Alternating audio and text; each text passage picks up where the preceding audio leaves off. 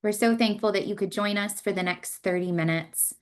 We hope that this will be a great professional development opportunity for you all and give you a bit of a taste for what the AESC Executive Search Advantage Workshop Series this year will be. I'm excited to introduce you all to Stephanie Franklin, who will be facilitating today and our 3 workshops throughout the remainder of 2025. Before we do that, I do want to note that this session is a preview of our workshop series. So we will be giving you a 20-minute taste for what you can expect in workshop 1. Stephanie will go through the full curriculum for that workshop so that you can get a better idea of what to expect. With that, I also want to add that we are hearing from our members, from our non-members, from the in-house talent acquisition folks that join our programs, that artificial intelligence is a major focus for our profession right now. So with that, I want to note that we are further adapting our curriculum so that artificial intelligence is more of a focus throughout this series. So in addition to managing stakeholders, managing multiple searches effectively, contingency planning, communication plans across all level of stakeholders, there will be a heightened emphasis on artificial intelligence. So we hope you'll stick around for the full duration of the session. At the end, we will have time for some questions and answers. So as the session is going on, feel free to add those and we will be monitoring and answering at the end. We will also be giving you all an exclusive discount, so stay tuned for the end of the session for that. So with that, I will introduce you all to Stephanie Franklin, who can get us started on today's session. Wonderful.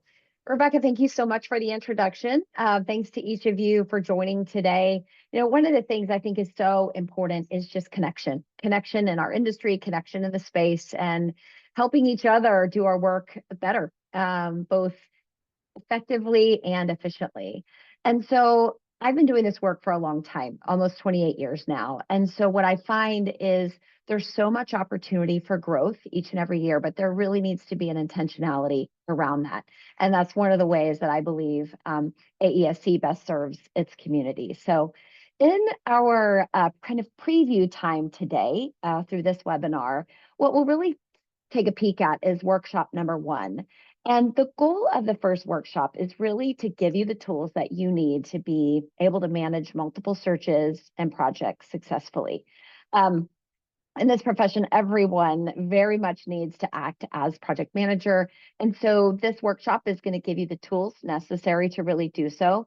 And we're going to discuss search management plans. We're going to discuss tracking deliverables and progress across searches, ways that you can use technology to really do so, automating our tasks and really incorporating generative AI into all that we're doing. So what you see now is the agenda for the full first workshop. But today, what we'll really do is kind of dip our toes into the section on creating our search management plans. And look, I know what you're thinking. I already have so much to do. How am I going to have time to develop a search management plan? Let's just dive in. But honestly, developing a good search management plan is going to be what really allows you and gives you that critical step to ensure that you're operating as efficiently as you can. And so once you get the hang of it, it's going to go really quickly.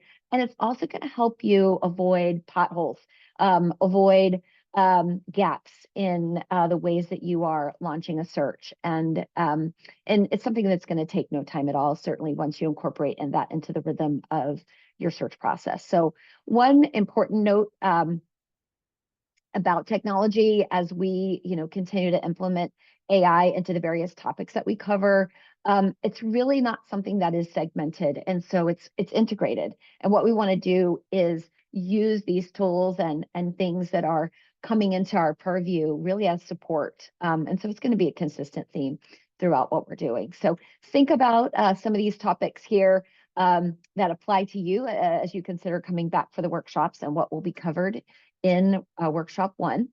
But today, what I'd like to cover is what it means to create a search management plan. And again, it's often overlooked in our role and in our profession, right? We're not just here to fill a role. We're here to educate. We're here to teach our clients and candidates not just what we do, but also why it matters. And gosh, the reality is that executive search is often not well understood, even by your clients or the stakeholders that we're working the most closely or working with and alongside on our search projects. I think we are often brought in executive search to lots of high stakes moments, right? A CEO is stepping down. A board is ready for transformation. A team is missing a critical leader, and so the expectation is, hey, go find us somebody great and do it quickly.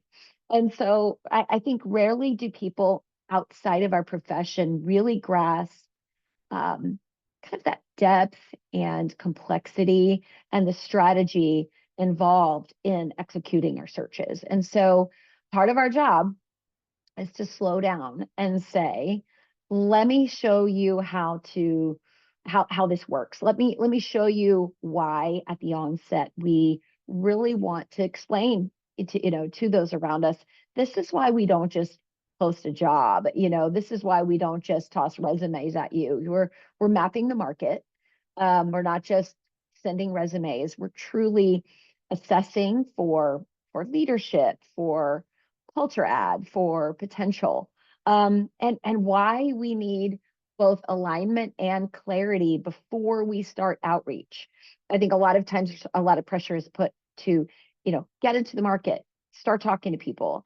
And what I want to just make sure that we set the stage for in our communication to those around us is that, executive talent acquisition is not transactional. It's incredibly relational. And so we find ourselves doing really precision work.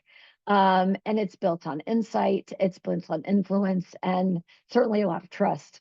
And this is where focusing in on generative AI, it becomes a real ally to us, and not to replace our judgment by any means, but also it helps to kind of amplify our ability to educate our clients, communicate and lead out in a search assignment. That's what the clients need.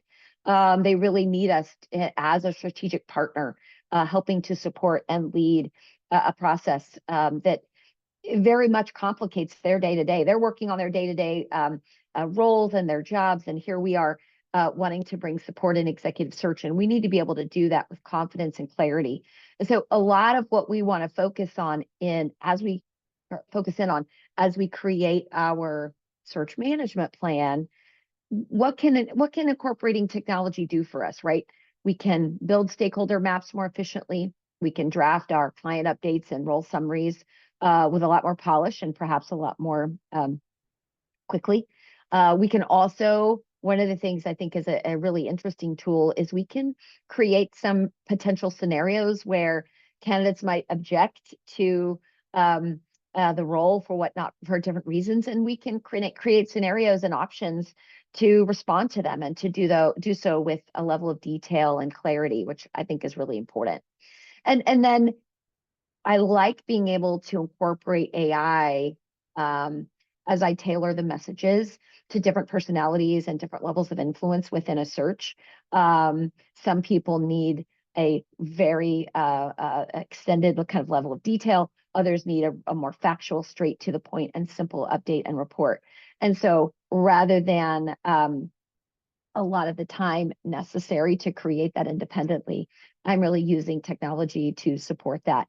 And it just makes me work a little more efficiently, more effectively, and work by working smarter. So all of that to say that if we can create and execute a really well-developed search plan, make time for kickoff conversations, streamline our deliverables, maybe even plan for some setbacks or, candidate opposition to, kind of getting into the finish line of the search or any resistance or what have you. I think if we're discussing our market plans with the client, we're discussing the shifts that we might be seeing. We're educating, we're working efficiently, and that's going to bring more value. That's where you're going to see not only successful searches, but you're going to see partnerships with the client turn into repeat business and repeat searches. So it's all just going to build really a level of trust and elevate us to that place of being strategic advisor rather than just a vendor. rather just somebody to put people in job. That's not what we're looking to do. And really that's not what our clients need us to do. So what we hope is that by some of this guidance, we can really act like and be a well-oiled project manager, and then ensure that all of the components that we juggle throughout a search, all the balls are staying in the air. And as we juggle them, there's a lot of clarity and preciseness to what we're doing. So as we think about one way to really identify at the onset of our search management plan, we have to really think about identifying our search stakeholders. Who are the decision makers? Who are the influencers? We commonly think of, right, the client, the candidate, us as the search team, but there are some people that sometimes we leave out that should really be considered. And so when we take a time very quickly, doesn't have to take a lot of time. This can be a 15, 20-minute exercise, but really exercise the opportunity to identify our search stakeholders. So how should the client stakeholders be broken down? Who should we be interacting with? Who don't we need to interact with at any kind of phase in the search that perhaps is not working as efficiently with us, and maybe that we need to incorporate their influence perhaps a little later on in the search. We really need to understand our own team. I'm so aware doing the work that I've been able to do with AESC that it's very often one of the biggest gaps that I see is the search team not internally communicating in a way that really helps each other work both effectively and efficiently. And so we want to think about those that are interfacing with our team, the candidates and other search influencers, for example. One of the examples I want to use today is the marketing and communications members from your client team. Very often, because they might not be necessarily a decision maker, we miss some really valuable information that we can glean by including those marketing and communications folks. Perhaps they can give us some good materials, some things to send to potential candidates, some things that will really allow us to tell a better search story and equip us to communicate effectively some of the great things about that particular organization. So that's just an example of somebody that is not often seen automatically as somebody that can really influence the search. To include also legal and compliance on the client side as well. How are we doing what we need to do to make sure and ensure that we are aligning well with those things on the client side that fall under the legal and compliance side. And then certainly hearing from even its peers to the position or others that are going to tell us a little bit about their perspectives on working with the organization. I think that's really important too. So just thinking about what it means to identify our stakeholders, and then how, if we've done that up front, we can really maximize the opportunity to have those relational asks there at the beginning that are going to set us up for success with the most information we can. As I think about this next slide, I'm not going to stay here too long, just in the light of not having a lot of time together today, but this is a great way to track deliverables and progress across searches. It lets us see who needs to receive what level of communication in the search, and it really helps us without doing something like this. I think we're not defining. We can fall into some potholes along the way if we don't define the type of communication that each influencer in the search really needs to have. So we're calling this our stakeholder management matrix. It can really be a powerful tool as you seek to work more efficiently. And it might seem a little cumbersome to spend time on this for each search, but it's a great place. And honestly, it's fast if you use generative AI to create this for you. So what I really recommend is take time to develop a stakeholder matrix that works for you. For me, some of the critical categories included here are influence level. I really want to think about who's influencing the search and why. I also think you might want something completely different. You might, determine that, there's information that's going to be really critical for you, and order that in a way that just sets you up for success with a lot of clarity at the beginning. So you can just take this data and put it right into an AI platform and generate the matrix for you. So we're going to go over a couple of prompts, critical prompts on the next slide that will get you started in this. But what I want to just mention briefly is maybe if your role is as associate or researcher, as an example, you'll be able to respond to client needs really well based on their influence. Now, taking a look at this, this next slide for harnessing artificial intelligence, one of the things I want to really recognize is AI is something that is only as useful as the prompts that you put into your platforms and as you begin to incorporate and streamline your processes here. So, taking these steps to, for example, create a stakeholder matrix, you might say to me, I don't have time for that. Well, we need to make time for that, and you'll be shocked at how quickly it comes together by using AI and using the right prompts to then develop this for you. So, here. Don't worry, we will after this later today, we're going to send you some takeaways, and we will send you the data on this slide.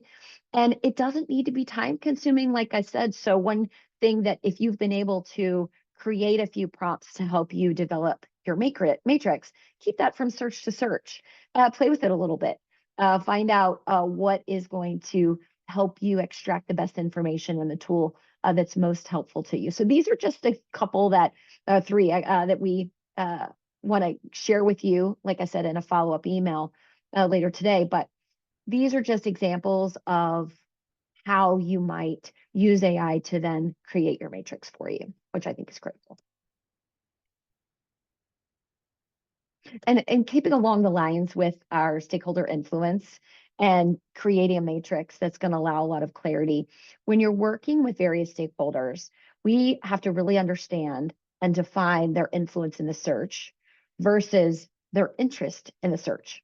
And so, for example, the hiring manager, the person who's making the decision, might be really invested in the success of the search, but it's possible that they don't have a full strategic picture to help guide it. And we really have to rely on perhaps someone that we call a search sponsor, or maybe a board member, to be a conduit that we're working with collectively. And so I want us to just keep this in mind. I like being able to consider this a matrix breakdown, and place our stakeholders in these four quadrants. We have high influence, we have high interest, and we've got to stay ahead of the game. We got to keep them satisfied with great data, great content, clear communication. They have decision-making power, and we want them to be well informed. Like I said a minute ago, even thinking about a researcher's influence in a search, if the researcher on your team is not updating the entire team on market data, trends, some of the things that we're learning along the way, we are not going to have as robust information to be able to keep those high influence, high interest stakeholders updated, and therefore help them make right decisions during the process. And then it's kind of skipping down. We've got, maybe those that are kind of low influence, low interest. We've got to monitor them. We can't dismiss, their activity on the project, but perhaps it would be not necessary and kind of annoying, and also take up time needed to keep folks that are, general employees or external to the firm or something updated along the way. So what we really want to identify is, how do we best communicate and with whom at what cadence? And this matrix is going to really allow you to do that, I think. And kind of finally, just on the topic of, developing your search management plan, is just a piece of what we are going to be able to cover in our workshop series. Throughout the series, you're going to be able to expect discussions on how to use this plan to communicate through all of the pieces of your search process, how we can harness AI to help you work more efficiently. And then whether you're an early career search professional or someone that's been doing this work for a long time, you can hone your skills and bring expertise to the table collectively with your team and take ownership of those parts of the search that are yours. And so as I think about identifying the resources on your search, identifying your client needs, think about how you want to bring clarity to the process. I think that's just going to be really important. And defining and driving the decision among your internal team, who's going to be the one to communicate and when. And then how can you offer each other a check and balance by, let's say you as the associate, you decide to help your managing director develop a search schedule that moves along with the timeline. Take ownership of that. Work alongside your project coordinator, your researcher, your MD to develop a search schedule, and then help each other stay accountable to that and make adjustments for and prepare contingency plans when things change. I think it's just really important and valuable to see that every member of the search team and all those stakeholders that are working alongside the client have a huge role to play. And it's our responsibility and opportunity to manage the search in such a way where everyone can have a very clear, very robust experience where it really decreases levels of frustration all around and really increase communication and success. So hopefully those are a few things on developing your search management plan that we will cover in our first workshop, and you can kind of come back for more. We'll be able to slow down a little bit and take time for questions when we're working on the workshop series, so that'll be really good. Rebecca, I will toss this back to you for questions. Hope we can have some time for that today in this webinar, and then get to our QR code too. Great. Thank you so much, Steph. We have our webinar chat open, so if you have any questions that you want to ask Stephanie, we have about 5 minutes to do so. We can, while we wait for some of those to come in, I do want to highlight what we will be covering in totality in the workshop series. So again, this year's sessions are focused on managing multiple searches, collaborating effectively across teams, and enhancing your efficiency on complex projects. So like you've heard today, our first workshop is really focused on how to manage that workload, how to use tools and technology to assist in those efforts, and how to avoid burnout. Workshop number 2 is all about communication, so managing your stakeholders, building trust across all search stakeholders, and strategically prioritizing your workflows with communication in mind. And then our last workshop is on how to navigate complexity. We know that in this profession, we sometimes have some unexpected situations that pop up. So workshop 3 is all about how to manage expectations around searches, how to overcome challenges, including complex conversations to have and contingency planning, and how to adapt to change. So we hope you will join us for one of our upcoming workshop sessions. We highly encourage purchasing a bundle because all of these topics interweave so closely to one another. So with that, we are offering an exclusive discount today to our workshop participants where you can get $30 off of our bundle price. So that brings it down to $90 per workshop, which is really a great deal for a 90-minute session, $90, a dollar a minute. It's a great deal, and we would highly encourage you to take care of it. While we see if any other questions come through, I also want to highlight that we will be sending out a follow-up email like Stephanie mentioned. So stay tuned later today for some of these takeaways, and we'll also be sending out a recording. So if you want to share this with anyone on your team, we are happy for you to distribute that. You know, Rebecca, one of the things that I want to mention as the workshop series participants in the, as I've watched those workshops come together in the past, it's really interesting to see people coming back for all 3 sessions. It's interesting to see the feedback and follow-up that we've received after the fact. So if you've not participated before, there's a lot of evidence when we do our evaluations and comments post that there's a lot to build from, and there's a lot of synergy by really taking the time. I love that for me doing this work collectively and also getting to then facilitate it. I learn something every time. I learn something by the questions that folks are asking, the ways people are collaborating together, and I really am grateful for this forum where we're not so siloed separately and kind of segmented. We can really collectively come together and see what is everybody doing to create environments where we are elevating our levels of service and really maximizing those opportunity while, and one of those topics is going to be avoiding burnout. especially for those of us that are doing quite a bit of volume and have been doing the work a good while or even a short while. Burnout can happen if we're not taking time to really manage things effectively. So those key things are difference makers for me. And I can kind of say that not only as we facilitate the content, but as I'm experiencing that in my day to day. Great. Thanks for adding that stuff.